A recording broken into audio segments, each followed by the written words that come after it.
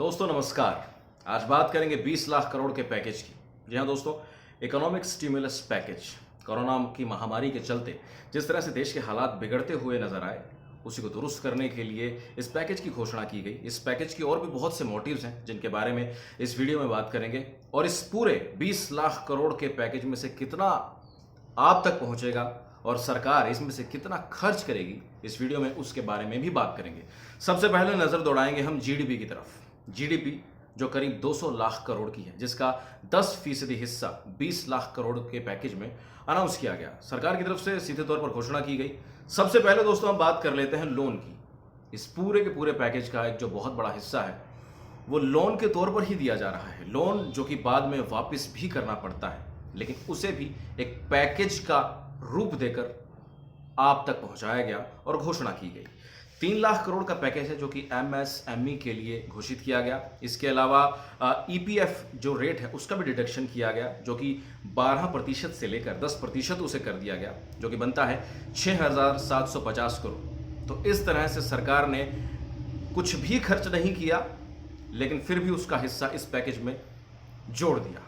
दोस्तों अगर दूसरे डे की अनाउंसमेंट की अगर बात की जाए तो प्रवासी श्रमिकों के लिए 3,500 करोड़ की घोषणा की गई। लेकिन दोस्तों बड़ी बात है, इतना बड़ा अमाउंट खर्च हो जाने के बाद भी आज भी मजदूर सड़कों पर चलते दिखाई दे रहे हैं। पैरों में चप्पल नहीं है, बॉर्डर पर उन्हें रोका जा रहा है। तो इस पैकेज का उस एक आम इंसान तक, उस एक मजदूर तक कितना फायदा पहुंच चुका है या पहुंचने वाला है, ये एक बहुत बड़ा सवाल है। दोस्तों इसके अलावा मुद्रा शिशु लोन है 1500 करोड़, जो कि बैंक द्वारा दिया जाएगा, और स्ट्रीट वेंडर्स के लिए भी लोन है 5,000 करोड़ का, वो भी बैंक द्वारा दिया जाएगा। किसान क्रेडिट कार्ड है वो भी 2 लाख करोड़ का है।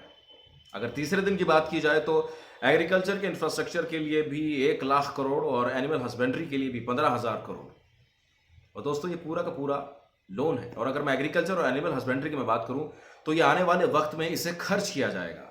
किस तरह से खर्च होगा, पूरा खर्च होगा नहीं होगा, ये आने वाला वक्त बताएगा। लेकिन सीधे तौर पर एक बात साफ है कि ये बहुत बड़ा हिस्सा है 20 लाख करोड़ का, जो कि सीधे तौर पर एक लोन के रूप में आपके सामने आया है। तीसरे चौथे दिन को मिलाकर अगर बात की जाए तो मनरेगा, जिसमें 40,000 करोड़ ऐड कर दिया गया है। लेकिन दोस्तों बड़ा सवाल है कि क्या सच में इसका एक बहुत बड़ा हिस्सा एक आम इंसान तक पहुंच पाएगा।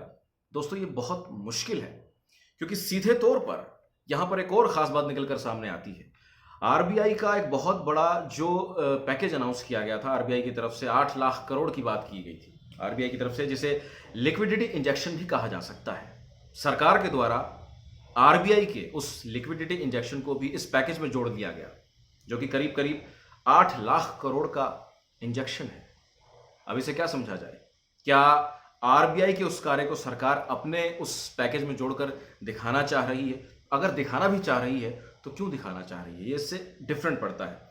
और दोस्तों अगर बात की जाए अर्थशास्त्री राहुल बाजोरिया की, तो उनके मुताबिक इस पूरे पैकेज का जो फिस्कल इम्पैक्ट है देश की इकोनॉमी पर जो पड़ेगा वो करीब करीब 1.5 लाख करोड़ का पड़ेगा। यानी कि 20 लाख करोड़ में से सिर्फ 1.5 लाख करोड़ ही सरकार खर्च करेगी। दोस्तों अब कुछ रेटिंग्स की मैं बात कर लेता हूँ। रेटिंग एजेंसीज हैं, जैसे बारक्लेज की अगर एजेंसी की मैं बात करूँ तो उनकी जो रेटिंग आई है 1.5 लाख करोड़, और केयर रेटिंग की अगर मैं बात करूं तो 2.8 लाख करोड़, और E&Y की अगर मैं बात करूं तो 3.08 लाख करोड़। यानी कि 20 लाख करोड़ में से सरकार 1 से लेकर 3 लाख करोड़ तक ही खर्च करेगी।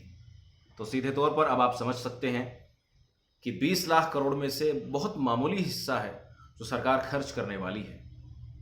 लेकिन दोस्तों बड़ी बात निकलकर यहां पर यह सामने आती है कि अगर सच में यह इतना बड़ा हिस्सा भी देश के आम इंसान के काम आता है तो यह भी एक बहुत बेहतर बात होगी। कोशिशें जारी रहनी चाहिए।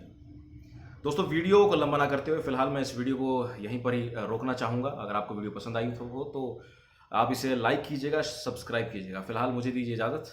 नमस्कार।